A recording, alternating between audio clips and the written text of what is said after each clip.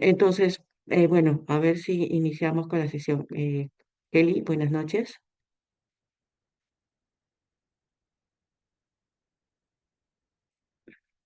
Hola, hola, buenas noches. ¿Se escucha bien? Sí, ¿no? Sí, buenas noches. Fuerte. Ya, ¿qué tal? Buenas noches con todos. Bienvenidos a a la quinta sesión del curso. Bueno, espero que hayan tenido una buena semana.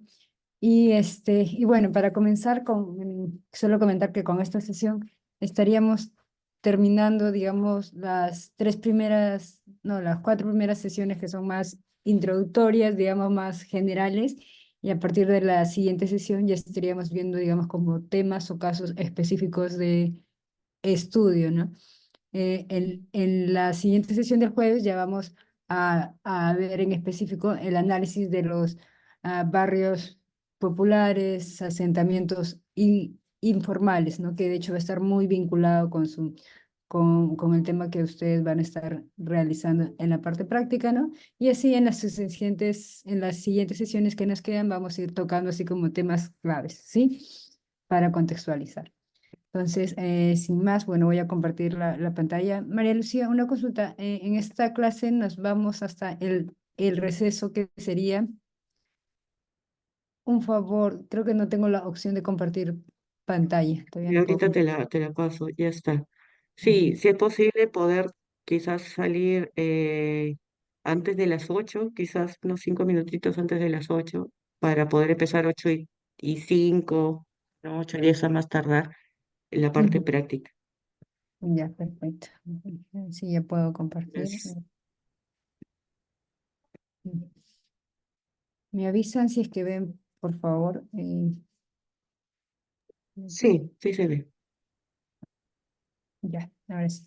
Bueno, hoy estamos viendo como parte de la sesión 5 la vivienda como parte de un análisis quizás más que colectivo macro, ¿no? Y en específico, como estábamos comentando en este análisis de la teoría residencial, hoy vamos a ver lo que está referido a la estructura social, ¿no? Digamos, cuáles son todos esos componentes que intervienen dentro de un nivel más macro para analizar la producción y en general las políticas de vivienda, ¿no? Entonces, esta dimensión de la estructura social. Entonces, básicamente vamos a ver rápidamente, introductoriamente en esta sesión sobre qué es el mercado de suelo y el mercado inmobiliario, los submercados de suelo, especialmente aquellos referidos a los informales, así como el rol que tienen las políticas urbanas y las políticas de vivienda. Digamos esto de modo general. Ahora, para presentar este tema, quería presentarles, digamos, como marco de análisis de cómo es que se están vinculando todos estos aspectos más macros, quizás más urbanos con el tema de la vivienda. Es que quería presentarles este texto de la profesora Camila Cosiña del 2022, que nos dice, ¿no?, que para entender mejor el tema de la vivienda y la complejidad que ésta comprende, eh, entendamos la vivienda, digamos, como urbanismo. ¿Y qué quiere decir esto? Como entenderla como parte de un proceso complejo, ¿no? Como dice acá, en múltiples escalas y naturalezas, ¿no? Por lo tanto, digamos, es complejo y es diverso, ¿no? Entonces, esto implica, sobre todo, reconocer una triple condición, que es lo que vamos a ver hoy, digamos, dentro de esta estructura social, que es el gran sombrerito de la sección de hoy, ver estos tres grandes componentes, ¿no? La parte económica, social y política. ¿Por qué económica? Porque por un lado hay que reconocer que la vivienda, si bien es un derecho, también es, digamos, es un producto físico, es un objeto y también puede ser una mercancía, ¿no? Que se intercambia y que se vende, ¿no? Entonces tiene esta dimensión económica, pero que es compleja. Por otro lado, esta dimensión social, porque, digamos, es un elemento que estructura nuestras relaciones sociales en el espacio, ¿no? Y finalmente, política, porque, digamos, los procesos en los que se intervienen para los procesos que generan, digamos, que producen vivienda, eh, intervienen muchos actores con distintas capacidades, poderes y agencias, ¿no? Entonces, como ella nos comenta acá, esto nos permite ver la vivienda como un objeto material, digamos, como una posición social que nos permite tener una posición social dentro de la sociedad y también como un dispositivo político, ¿no? Porque al ser de interés, digamos, nacional, interviene en la formulación de las políticas, ¿no? Entonces, reconocer la vivienda dentro de estas dimensiones nos permite ver las diferentes escalas, procesos y lógicas que intervienen, ¿no? Vamos a ver la primera, digamos, dimensión, que es la que les comentaba, la económica, que está más referida a esta parte de los recursos, ¿no?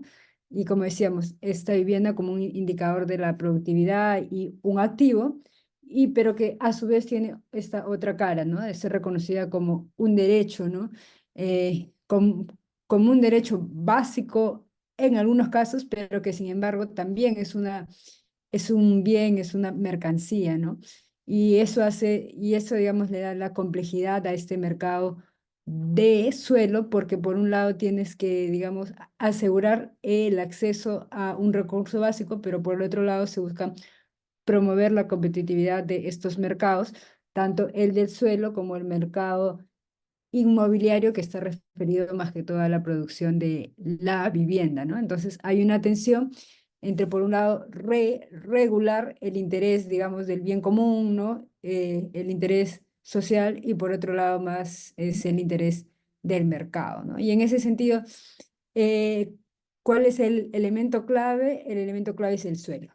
El suelo como un elemento territorial, ¿no? Digamos, localizado que tiene un valor, digamos, específico, incluso dentro de la teoría económica. ¿Por qué? Porque su localización es algo que no se puede reproducir, no es única.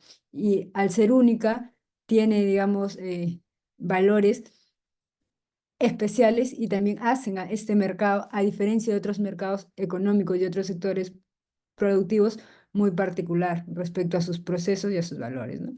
También reconocer el suelo como derechos, ¿no? Porque todos estos, digamos, arreglos económicos están fuertemente protegidos por un marco jurídico y normativo que regulan, cautelan y protegen, ¿no? Digamos, todas estas estructuras. Y finalmente, claro, actualmente en un ciclo económico que está caracterizado por una gran introducción de las finanzas, este suelo, digamos, también es parte de los commodities, ¿no? Digamos, es una dimensión donde el suelo ya, digamos, no vale ya tanto directamente por su localización física, sino por lo que representa y cómo es este valor se puede transar, digamos, en medios financieros, ¿no? Es como que ya es como que se desliga de lo físico y entra en una transacción más económicas, más abstractas, ¿no? En el caso de las lógicas de acceso al suelo urbano, de hecho hay muchas teorías económicas que nos hablan del suelo y cómo se produce. De hecho, debería haber comenzado con esta, que quizás es un poco más general, más amplia, que nos habla de que es la teoría de la creación del valor y de la renta, ¿no? Y que nos dicen que los suelos mejor localizados dentro de la ciudad, ¿no? Que tienen mejores accesos, servicios, ¿no? Y donde hay una mayor concentración de actividades serán los suelos que tiendan a tener un mayor valor, ¿no? Y conforme nos alejemos de este centro, ese valor va a ir disminuyendo, ¿no? Entonces, eso, digamos, es la teoría de la renta diferencial, ¿no? Entonces, que, digamos, es una de las teorías que explica cómo se crea este valor de suelo y cómo está asociado a su localización dentro de la ciudad. Esto está muy vinculado con las teorías de la escuela de Chicago que surgieron justamente para explicar esta relación digamos, del funcionamiento de estos mercados, en la ciudad, ¿no? Digamos, cómo estructuraban, ¿no? Cómo el valor que se crea dentro de una zona de lo que vale, al final te termina moldeando, creando una ciudad, ¿no? Con estructuras específicas, ¿no? Que pueden ser desde originalmente como se pensaban las ciudades, ¿no? Más quizás radiales, a otros modelos más quizás fragmentados, segmentados, ¿no? Y mucho más complejos que explican cómo son estas ciudades en específico, ¿no? Y que de hecho se ha hecho este ejercicio, estas escuelas y estas teorías se han ido trabajando para distintos contextos en distintos países, ¿no? Y continentes y explicar las ciudades desde las épocas coloniales, ¿no? De las primeras etapas de urbanización, las etapas de crecimiento y expansión de las ciudades, ¿no? Pero que, digamos, explican, que han explicado cómo funciona en mercados y en contextos formales y tradicionales, y a la par tenemos otras teorías que justamente explican cómo esto, digamos, que se puede analizar en contextos más regulados, cómo funciona en otras ciudades, ¿no? Y específicamente en el caso de las ciudades del sur global, donde no todos los ámbitos de los mercados están regulados, ¿no? Y ahí entra la famosa aproximación de Pedro Abramo, que es un economista y geógrafo, me parece, ¿no? Quien nos habla que en el caso de las ciudades latinoamericanas y en general de las ciudades en desarrollo, ¿no? Se caracterizan por ser ciudades más, él las llama confusas, ¿no? Porque por un lado son ciudades que son originalmente han sido compactas, pero luego con el crecimiento de la ciudad y la expansión empiezan a tener una estructura mucho más difusa, ¿no? Y esto, él nos explica, se debe a las diferentes lógicas que intervienen en la producción del espacio, ¿no? Que es, perdón, que es este primer gráfico que les mostré, que quizás eh, en los contextos más, digamos, en los contextos del norte global, donde ha existido un proceso de urbanización más convencional, han existido predominantemente una lógica del Estado, ¿no? Público de producción y por otro lado la lógica del mercado. En los contextos de los países en desarrollo y latinoamericanos en específico, resalta mucho la aparición de una lógica de la necesidad, ¿no? Digamos, grandes sectores de la sociedad que no están, digamos, que no han sido incluidos o que no son parte de la estructura formal de producción de la ciudad y que por lo tanto entran bajo esta lógica de la necesidad, ¿no? De tener que buscar un espacio donde vivir en la ciudad, donde ocupar, pero digamos, fuera de las reglas formales tanto del mercado como del Estado, ¿no? Digamos, lo que está regulado, digamos, ¿no? Y esto es lo que caracteriza los mercados de suelo y de vivienda latinoamericanos, ¿no? Y que explica el surgimiento de los submercados, de los famosos submercados informales, ¿no? Principalmente por esta lógica de la necesidad en el cual en el cual el acceso tanto al suelo como a la vivienda no es a partir de una lógica quizás de compra y venta o de cesión específica, sino a partir de lo que han sido históricamente las invasiones, las tomas o las ocupaciones de suelo o de vivienda, ¿no? Para poder justamente poder habitar, ¿no? Entonces, esto, digamos, este ha sido el gran esquema original, pero como comentábamos en la clase anterior, antepasada, esto, digamos, explicaba el funcionamiento del mercado, de los submercados informales tradicionales, ¿no? Actualmente sabemos que existen otras lógicas mucho más complejas que están influyendo dentro de estos procesos. ¿Por qué? Porque ya no es solo la necesidad de una vivienda la que motiva a las familias a ocupar nuevas áreas, sino también existe una necesidad, digamos, de expectativas, de lucro, de interés, ¿no?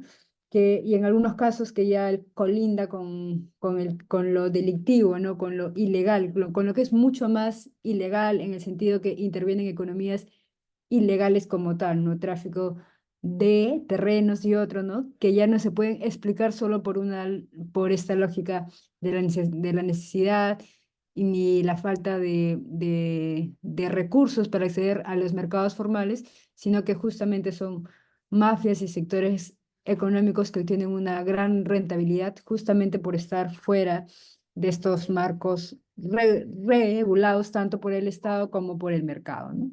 Entonces, digamos,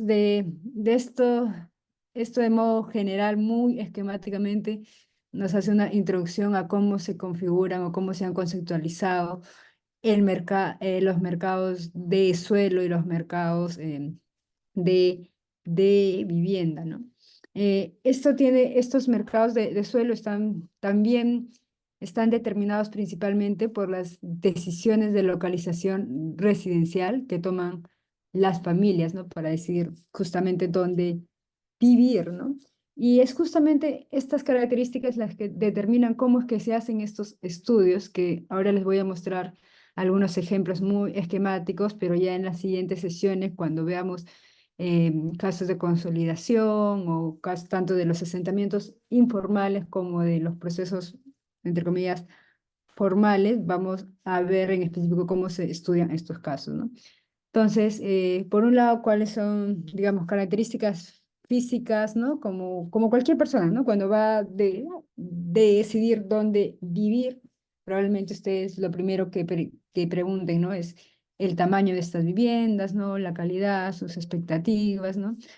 Dónde está localizada, en qué parte de la ciudad, en qué distrito, ¿no? ¿Qué externalidades? Las externalidades vendría a ser, no sé, si está cerca a un parque, algún equipamiento, a la universidad que les interese, a un mercado, ¿no? Claro, ¿cuánto cuesta? El costo es una gran, digamos, es para aquellas familias que, digamos, los otros criterios juegan más cuando el costo no es un impedimento, ¿no? Quizás el costo para otros sectores sociales es justamente esta, digamos, es un factor clave porque termina decidiendo si verdaderamente, o sea, te termina dando si tienes opciones de elegir, ¿no? En cambio, para otros sectores el costo no será un impedimento y más bien regirá una lógica quizás de inversión financiera, ¿no? Quizás dónde me conviene invertir, dónde tengo mayor rentabilidad, más que necesariamente estar buscando una vivienda para uno mismo, ¿no? Y bueno, ¿no? Como decíamos, la disponibilidad de recursos que es clave, ¿no? Pero en todos los casos, rescatando esta frase de Jan Turner, que si bien él se ha enfocado más en la vivienda autoproducida, pero tiene esta frase que aplica en general para todas las viviendas, ¿no? Lo importante acerca de la vivienda no es lo que es, sino lo que hace en la vida de las personas, ¿no? Entonces, ya sea que vas a acceder a una vivienda porque tú la necesitas o porque va a ser un activo para ti, digamos, es un elemento muy importante, ¿no? Dentro de las decisiones que vas a tomar a lo largo de tu vida, ¿no?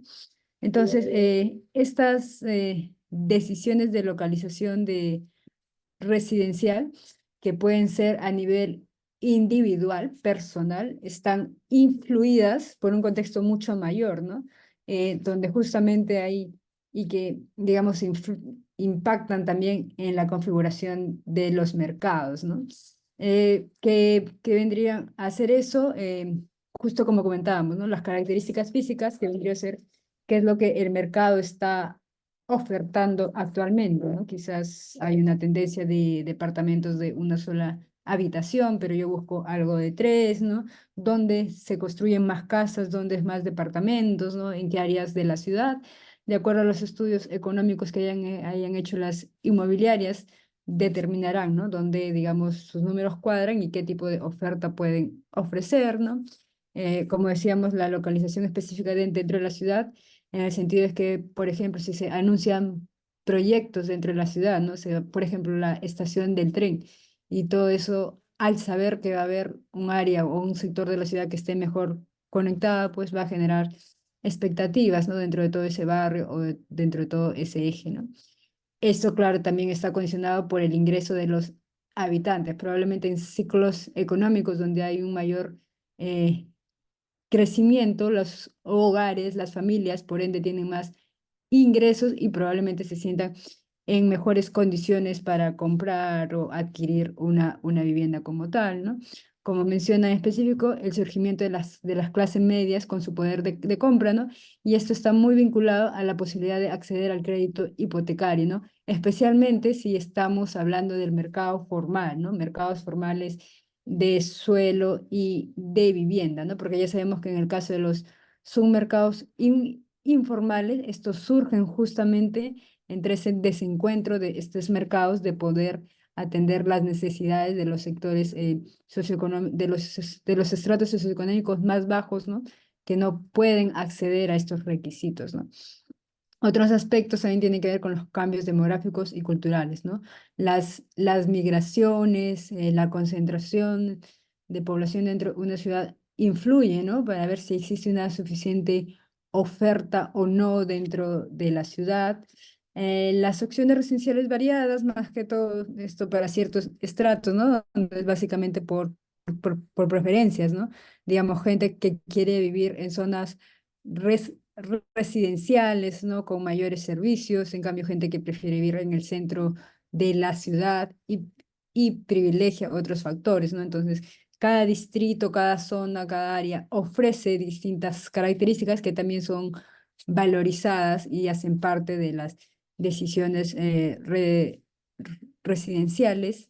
En el caso del tema del transporte también ha sido clave porque actualmente ya no es solo lo que el transporte público te permite conectar, sino el acceso, la posibilidad de conexión que te brinda el auto particular, ¿no? Principalmente porque esto hace que el tema de la distancia y el poder movilizarse ya no es un inconveniente tan fuerte como antes, ¿no? Entonces, no importa que compres un lote muy alejado, siempre y cuando tengas un auto propio con el cual puedas llegar y conectarte mucho más fácil, ¿no? Otros factores tienen que ver con las políticas habitacionales, ¿no? Estoy seguro que han escuchado en los periódicos, ¿no? Que escuchan a los gremios inmobiliarios, ¿no? De construcción, sobre todo en contextos donde se trabaja con subsidios, ¿no? Pedir, demandar a los gobiernos, ¿no? Que puedan dar más recursos para estos subsidios, ¿no? Y así reactivar este sector económico, ¿no? Entonces, si hay más recursos y hay más subsidios, probablemente haya mayor producción y si hay una mayor oferta, las viviendas no, digamos, pueden ser más asequibles. Entonces, eso también mueve y determina, ¿no? Esta demanda del mercado, ¿no?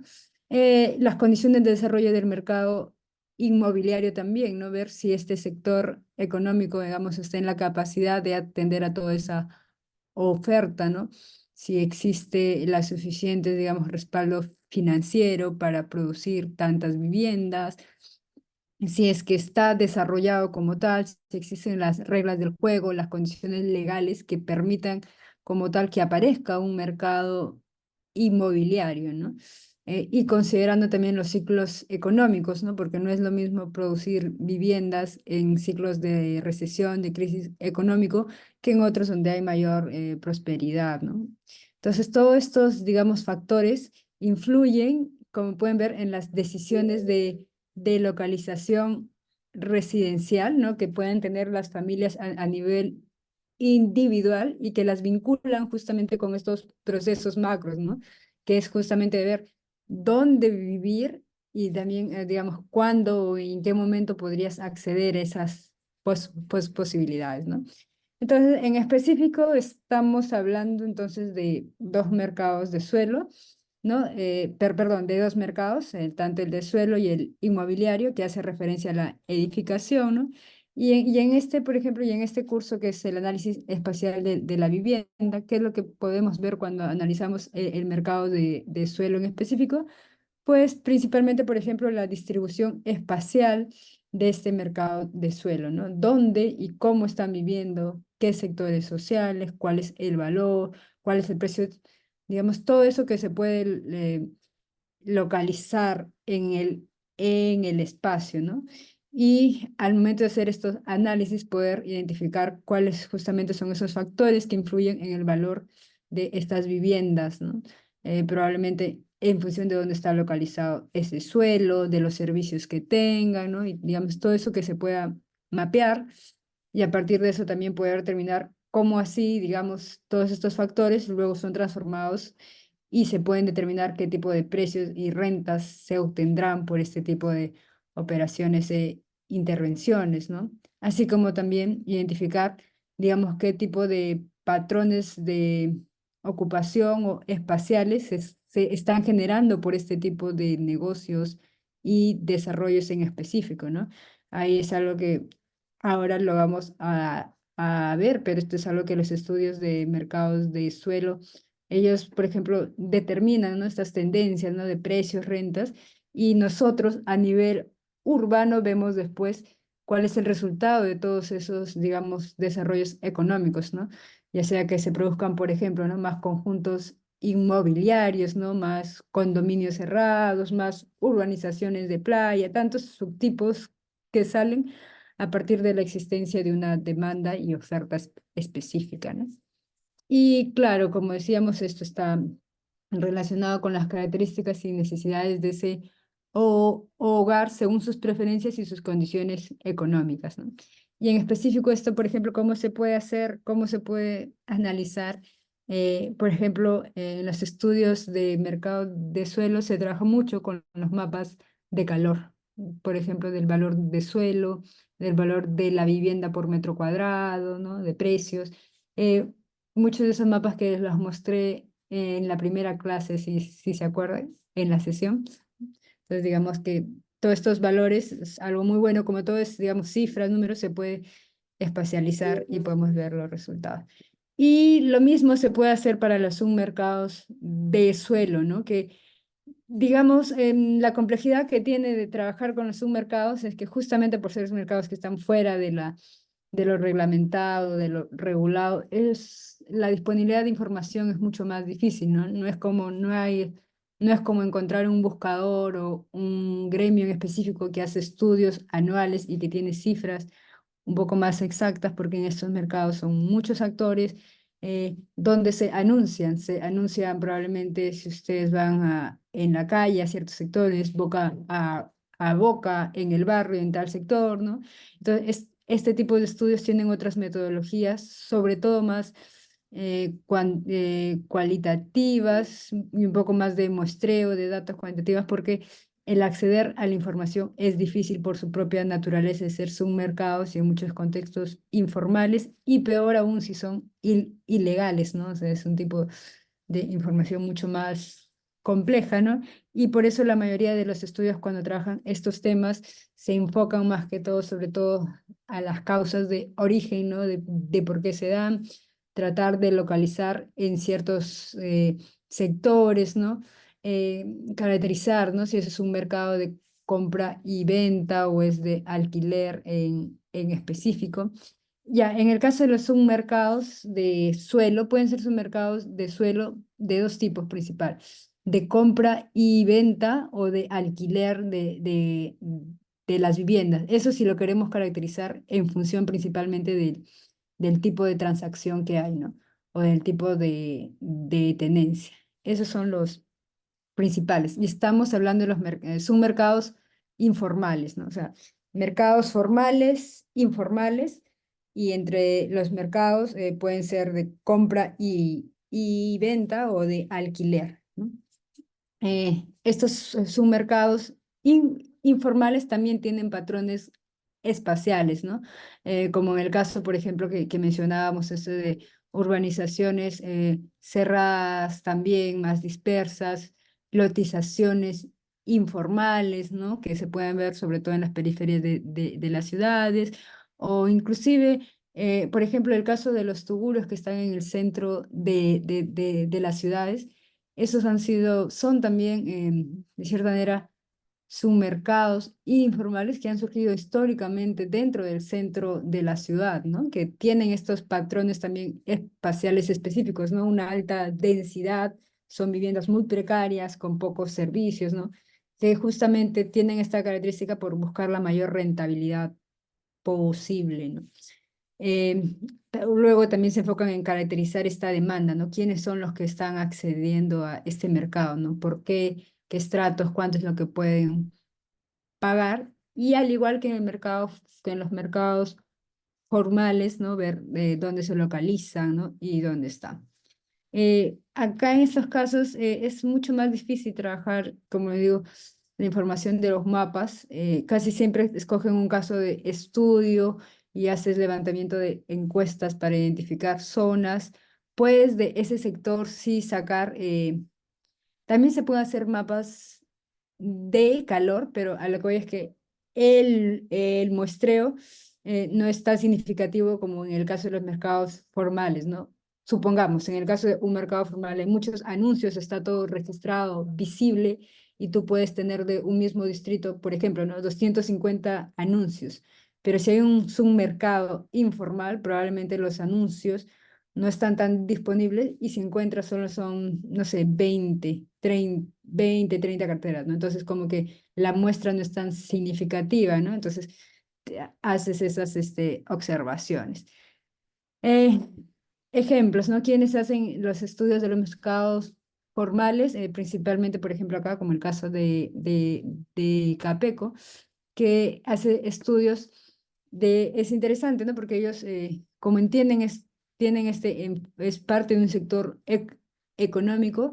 Estos estudios se contextualizan primero en un análisis macro de las condiciones socioeconómicas del país como tal, ¿no? Que van a influir en las oportunidades o no para construir, ¿no? ¿Esto por qué? Porque tiene que ver con el tema del acceso al crédito, la producción de la vivienda y estos mercados se mueven mucho dentro de estos márgenes, ¿no? De acceso al financiamiento, al crédito, el costo de los materiales, de los gremios, tantas cosas que tienen que ver con políticas nacionales y que, digamos, te dan el contexto para decir si en este país se puede o no invertir y cuánto en, en ofertar viviendas como tal, ¿no? Entonces, por eso, como pueden ver en la sección uno comienza acá, ¿no? Con economía peruana y las expectativas del sector construcción, ¿no?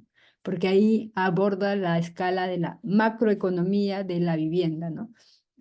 Todos estos sectores que interconecta. Y por eso también bueno, en el caso, en muchos países actuales, las políticas de vivienda están más orientadas a atender una demanda, son más como políticas económicas, ¿no? Por todo ese tema de reactivación económica, de cuántos empleos directos, indirectos mueve, ¿no? Cuánto contribuye al PBI, los accesos a los créditos, cómo moviliza y desencadena toda otra serie de mercados, ¿no? Y en cuanto a la actividad edificatoria como tal, entonces, como les comentaba, acá, por ejemplo, se centra en una primera parte mucho en ver la oferta, ¿no? Y caracterizar esta oferta. Y básicamente, por ejemplo, se caracteriza según las demandas, ¿no? Estas ofertas, ¿cómo puedes caracterizarlo? Según el precio de la vivienda, el precio por metro cuadrado, si es un área urbana, rural, en función de los ingresos, ¿no? De cuántas viviendas se están vendiendo, también en función de otro tipo de usos, ¿no? A qué actividades vas a destinar estas viviendas, qué tipología en específico es la que más está demandando, ¿no? ¿Se acuerdan lo que vimos en los censos del INEI, ¿no? Que decía departamento, casa única?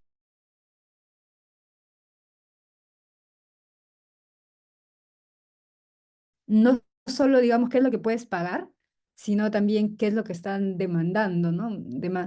Uy, ¿se me escucha bien? ¿Hola?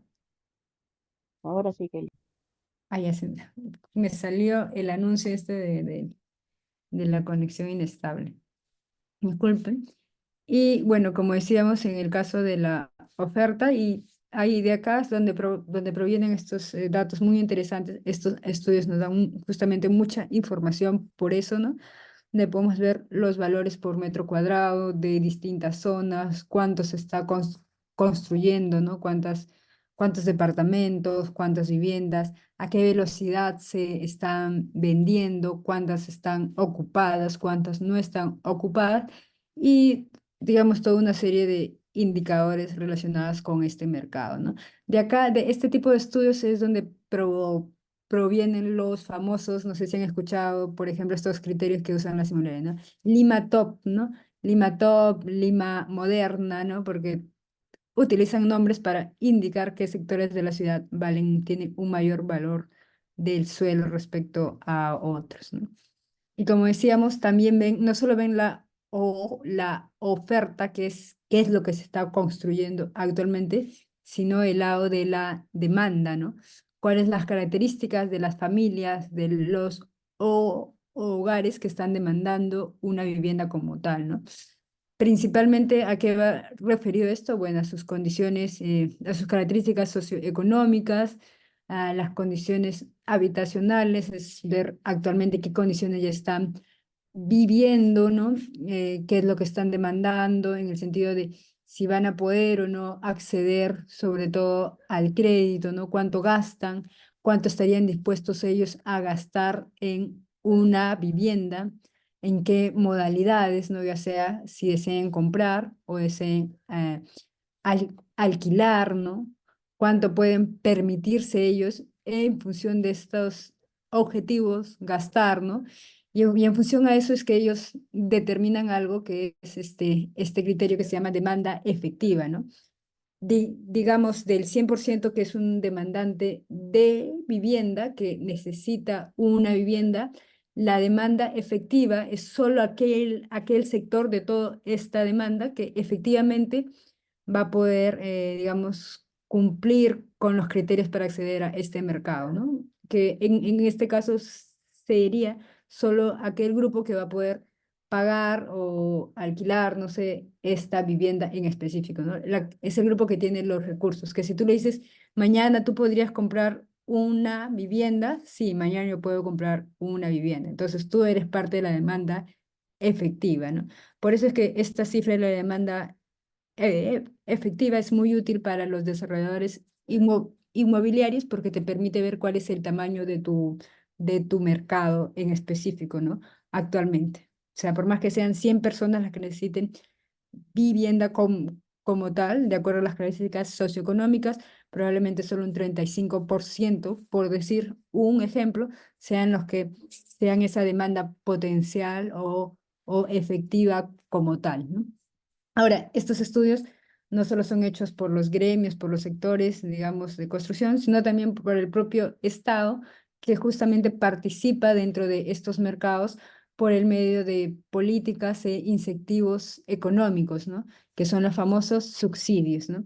Y para dar estos subsidios también se hacen estudios de demanda de vivienda, ¿no? Que nos dicen justamente cuáles son estas características de los hogares, ¿no? Y que en función de ellos establecen los famosos programas que son distintos en cada país, pero que en el caso nuestro seguro ustedes han escuchado, ¿no? Que por ejemplo tenemos los programas Mi Vivienda y Techo Propio, que Mi Vivienda está orientado hacia estratos, digamos, medios bajos a altos y Techo Propio es para estratos medios bajos a bajos, ¿no? Y que tienen montos y cifras referenciales a partir del cual tú puedes ver en qué programa calificas, ¿no? Entonces, estos estudios ven también dónde se están concentrando más bonos, ¿no? Dónde se puede dar más, dónde estos bonos están promoviendo una oferta, ¿no?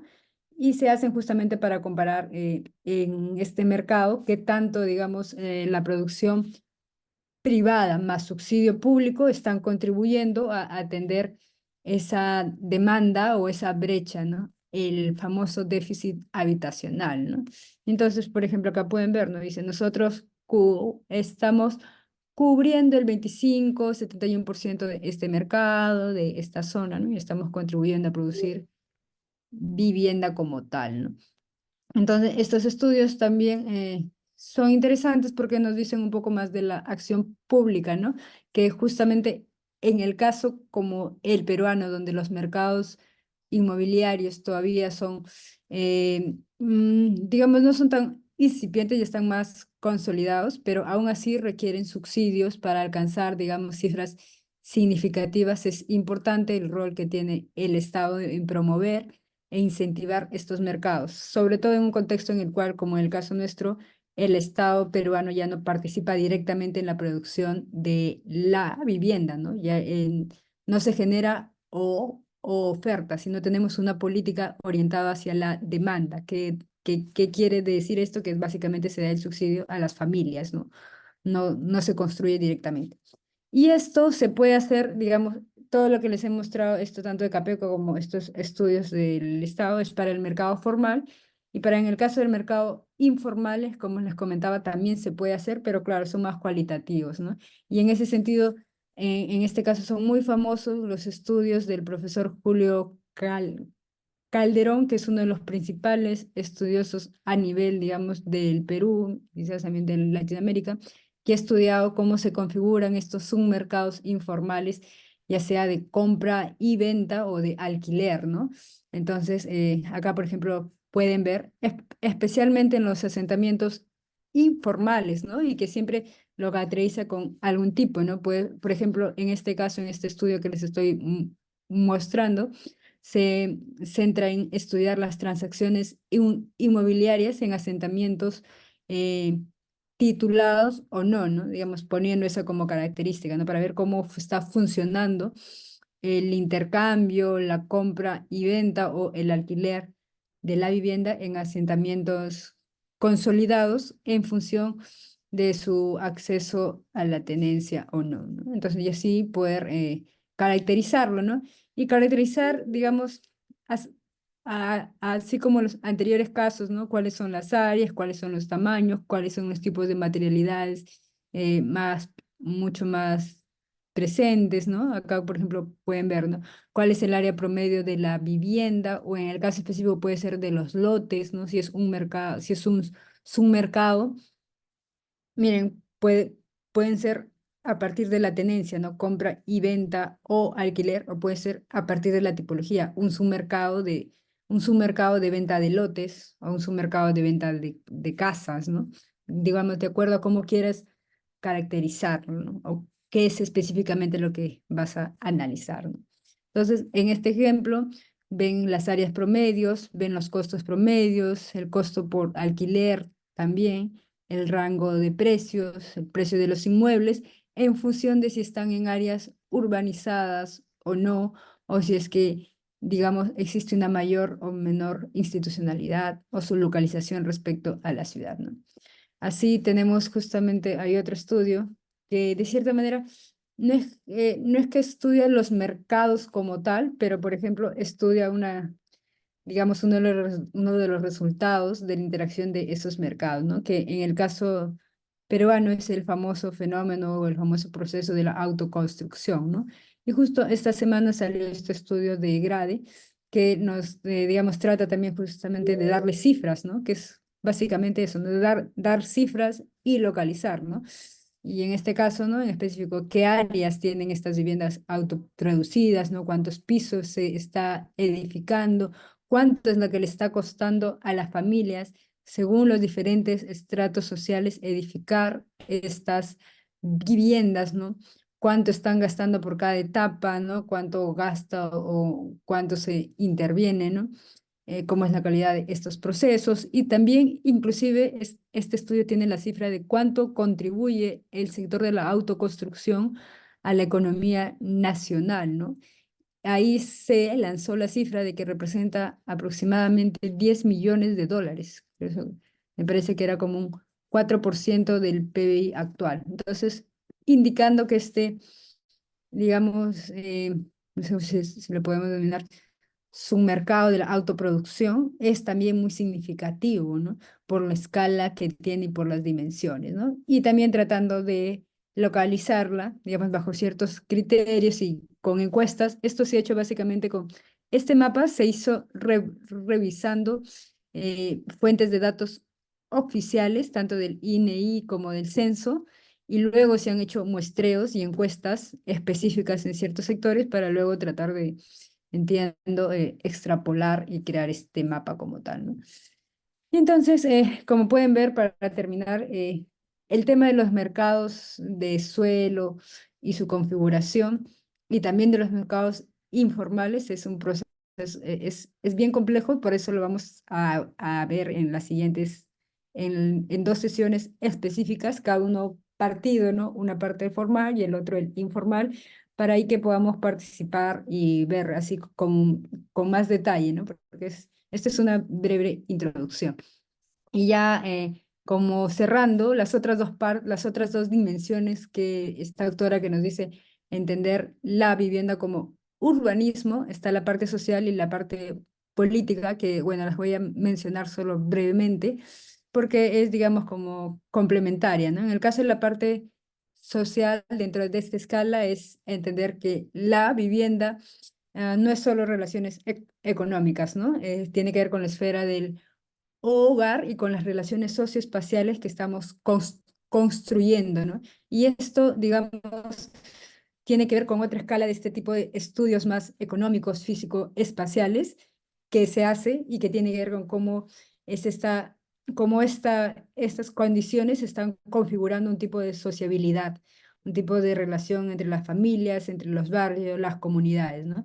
Y hay un tema que se ha trabajado mucho y que también lo vamos a ver dentro de una sesión, incluso con la profesora Graciela Fernández, es el tema de la segregación, ¿no? Que es básicamente decir, ya, mira, la ciudad se está produciendo así, los mercados de suelo tienen esta estructura, tienen estos costos, tienen estos requisitos, ¿no? Para entrar, para comprar, y eso que está trayendo como resultado. Está trayendo como resultado que nuestra sociedad, ¿no? Que los distintos sectores sociales, cómo se están localizando en el espacio, ¿no? Y eso es decir, básicamente, los más ricos, ¿dónde viven? Los más pobres, ¿dónde viven? ¿Cómo se están agrupando, cómo se están estructurando? ¿Están creando guetos dentro de la ciudad? ¿Son zonas nuestra ciudad permite el intercambio de diversos grupos sociales? ¿Cómo está funcionando esto, no? Y eso es algo que se hace para muchas ciudades, ¿no? Del poder comparar y también, digamos, ver cómo sobre estas estructuras, ¿no? Eh, de los mercados de suelo inmobiliarios, ver cómo también entran o cómo interactúan otros fenómenos, ¿no? Y acá les pongo un ejemplo del caso de la migración, ¿no? Y acá también se han hecho estudios muy interesantes de ver justamente ya bajo estas condiciones de cómo es este mercado de suelo en Lima, por ejemplo, cómo funciona cuando la gente migra, ¿no? Y tiene que empezar a mudarse, ¿no? Busca a sus familias, busca nuevas oportunidades de acceso al trabajo, a la educación, y entonces ver cómo se están moviendo dentro de la ciudad, ¿no? Digamos que en general este tipo de estudios le agregan una complejidad más a los anteriores, ¿no? Que eran más, quizás un poco más descriptivos, más, ¿no? Más abstractos, ¿no? Pero esto ya tiene que ver con las trayectorias residenciales de las familias, ¿no? ¿Qué está Sí, significando esto socialmente? perdón la interrupción. En tu mapa anterior, las zonas de color verde, en el anterior, por favor. Antes. Ahí. Entiendo que la zona de color verde, donde dice 3.8, es la zona que sufre más segregación, pareciera, Vía El Salvador y más abajo. Sí, en este caso, este mapa está viendo concentraciones por estratos, perdón, por grupos ocupación, por ocupación. Digamos, porque cuando hacen estos estudios cruzan variables, digamos, sociales, ¿no? Años de educación del padre, nivel de ocupación, ¿no? De todo esto. Y en este caso específico, claro, está mostrando concentración por tipo de ocupación, ¿sí? Este lo he sacado del estudio de Fernández de Córdoba y que va a ser la profesora, sí, sí, María Lucía, ¿no? No, Fernández de Sí, Córdoba. ella nos va a acompañar la próxima semana. Ella nos va a acompañar la próxima semana para ver el tema de la segregación y vamos a ver justamente cómo se configura, cómo se analiza la segregación en específico, ¿sí? Ah, Eh, ya, ok, gracias. sí, digamos, esa es una breve introducción, pero básicamente para decirles que esta capa social le agrega mucho más complejidad, ¿no? Porque nos implica ver ya qué está pasando con las vidas de las personas, de las familias, de los grupos sociales que están, digamos, interactuando bajo estas condiciones físicas espaciales que nos imponen estos mercados, ¿no? Y entonces, así como este estudio mide, por ejemplo, cuál es el impacto de la migración, este otro estudio nos habla de los desplazamientos sociales, ¿no? Que es decir, a ver, cuando ya no puedes pagar, cuando la zona está en un lugar muy atractivo, genera mucha concentración, ¿no? Hay mucha demanda de suelo dentro de este sector. Entonces, esto socialmente que está generando que la gente sea desplazada, ¿no? Que cuando ya no puedas pagar tengas que buscar otro lugar para localizarte, ¿no? Y estos procesos, cuando ya toman otra escala, también se produce lo que se conoce como la famosa gentrificación, que estoy seguro que han escuchado en otros contextos, que justamente tiene que ver con este tipo de interacciones, ¿no? Pero que ahí está más referido al reemplazo de una población de estratos bajos por otra población de estratos medios o altos, ¿no? Siempre es más reemplazo. En cambio, el desplazamiento es un fenómeno primero, ¿no? Y así, ¿no? Digamos, hay muchos factores, ya cerrando, discúlpenme, le estoy robando 3 minutos más al receso.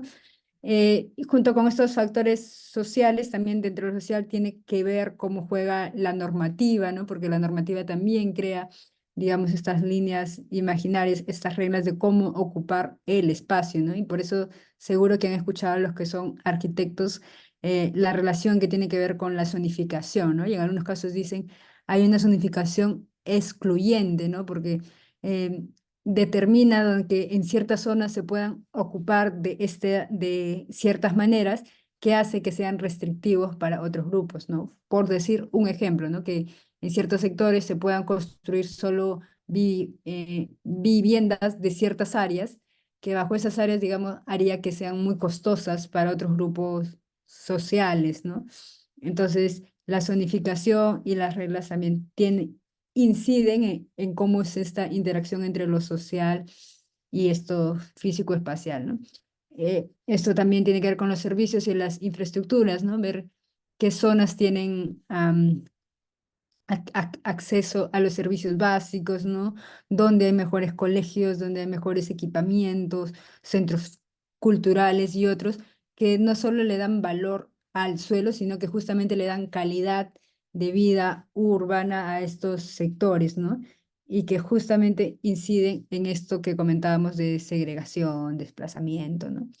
Y finalmente, solo para cerrar ya el tema político que tiene que ver que justamente en el caso de la vivienda no es un objeto final, sino es un proceso, ¿no? Entonces, la producción de la vivienda es un ejercicio individual, pero también es un ejercicio, digamos, colectivo de creación de valor, ¿no? Y esto creo que se ve mejor justo con lo que el profesor Pablo Vega Centeno nos comentó en la clase pasada, ¿no? Como la gente también construye ciudad, digamos, las políticas, los sectores, digamos, todos con, contribuyen y en el caso, digamos, de países como el nuestro, la movilización social, digamos, la organización social ha sido principalmente un gran productor de valor dentro de la ciudad, ¿no? Y esto tiene que ver más que todo con el diseño de las políticas, la participación, los objetivos de política. Y este tipo de estudios también son interesantes porque lo que buscan es vincular esto físico-espacial y lo social, claro, con las normativas y las regulaciones, ¿no? Y las normativas van en distintos aspectos, desde normativas, desde promoción a qué tipo de tenencia se está fomentando en algún lugar en específico, ¿no? Porque sabemos que existen políticas para la vivienda, para el alquiler, tantos tipos, ¿no? Y así como las regulaciones de ciudad y de vivienda, ¿no? Acá este es un poco más complejo, pero quería solo ponerlos como ejemplo que hasta este tipo de estudios políticos se pueden hacer con herramientas GIS, solo que son más complejos y quizás no son tan frecuentes porque tratan de espacializar algo que, digamos, teóricamente se suele trabajar más cualitativamente, ¿no? Pero también se puede, ¿no? O sea, hay formas, justo encontré este estudio que evaluaba la efectividad de las políticas de vivienda para reducir la exclusión residencial, ¿no? Que era como muy complejo, pero también hay, digamos, formas de poder pasar esto que es más abstracto hacia poder tener indicadores y criterios espacializados de cómo medir esto, ¿sí? Entonces, esto, perdón, ya me pasé los 5 minutos, pero era un poco de modo general, una introducción rápida a lo que vamos a ir viendo en las sesiones en específicas. O sea, solo para ir respondiendo preguntas, si alguien tiene, por favor. Mauricio me preguntas cómo se podría mapear el desplazamiento. Lo vamos a ver dentro de una de las sesiones, pero así de modo general. Cuando se hacen estos estudios, primero determinan las condiciones del mercado de los mercados de suelo y de vivienda dentro de esas áreas, ¿no? O sea, ¿qué es lo que miden primero? ¿Quiénes son los propietarios? Si en la zona se compra o vende o se alquila quizás más, ¿no? Entonces, digamos, esas son como las condiciones bases y de ahí luego esos estudios trabajan más que todo con entrevistas, ¿no? Y encuestas para ir poder determinando, ¿no? Cuáles son eh, caracterizar los factores que están ocasionando ese desplazamiento, ¿no? Y les preguntan a las personas, ¿no? ¿Hace cuánto tiempo vivías acá? ¿Estás considerando mudarte? ¿Por qué? ¿Qué ha pasado? ¿No? Y así, digamos, se empiezan a mapear esas rutas, esas trayectorias residenciales individuales, ¿no? Sobre una estructura previa más macro, ¿no? De todo ese sector, cómo funciona el mercado de suelo y de vivienda de ese sector en específico. Lo vamos a ver como un ejemplo. Ahora no sé si alguien más tiene alguna Y- pregunta. Sí, Fili, una consulta. Esa encuesta de Grade que mencionaste, ¿está disponible? ¿Es de libre acceso? Sí, sí, se las voy a pasar acá por el enlace. Ya, Ujú. gracias. Bueno, chicos, ¿alguien más tiene una consulta? Sino para hacer el receso Sí, y hola, yo nada más retornamos. tenía una consulta Sí. puntual sobre cuál era el estudio en el cual Julio Calderón sacaba un rango de precios de suelo en los mercados informales. No, no capté el nombre. Ah, ya, se los paso por acá. Tengo el PDF, es mercados informales, pero en general van a ver que Julio Calderón ha sido alguien que ha trabajado mucho, mucho este tema y tiene estudios de los mercados, tanto en áreas consolidadas, en asentamientos, en áreas de expansión e inclusive en áreas de comunidades campesinas. Creo que ahí Víctor tenía interés en eso y también ha trabajado eso. Les voy a compartir ese archivo de Julio que les comenté por acá, por el enlace también. Igual el PDF de tu presentación siempre se cuelga Mm. en el Drive, ¿no? Por si acaso, para que sepan que también ahí lo pueden tener disponible. Sí. ¿Alguna otra pregunta más que tengan? No sé, y en tal caso, como les comentaba, es la introducción de las sesiones que ahora sí ya vamos a ver más específicamente. Y también solo para comentar de modo general, digamos, no hay una única manera o hay una teoría tan estructurada sobre cómo analizar vivienda. Existen muchos enfoques, muchas maneras de verlo. Y en general tenemos sesiones bien cortitas para irlo viendo.